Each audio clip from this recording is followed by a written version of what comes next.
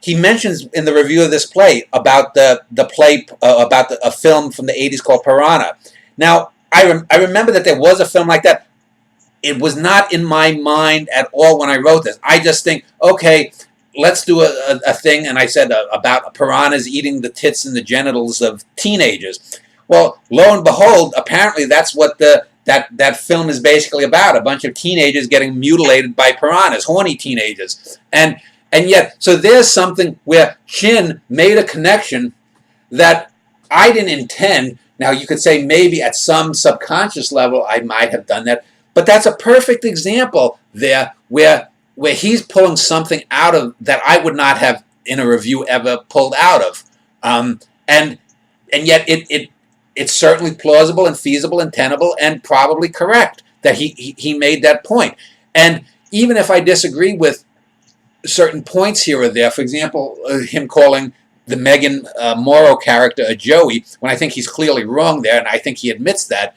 I also disagree with him on his classification of your music. Say that your lines are far more musical and he underestimates it. Well, yeah. In some of the poems, that's true. And I said to Jessica too. I said when you first sent it, I said now Peter has a new rival because I said I know that Peter is looking at Chin's stuff and he's going, oh, he said that. Oh, no, he's wrong. God damn it, he's wrong.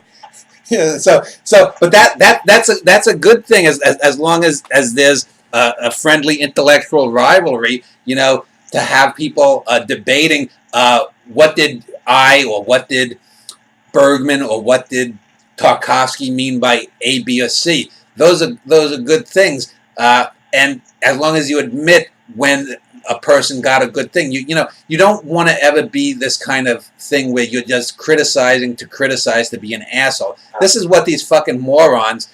And when you read the second play, there's a scene Jessica had forwarded around where these troll assholes were ripping on me in some thread. Maybe you found it, or Chin found it, or she found it, or something. She was Googling, and I used 3 of the quotes within the play.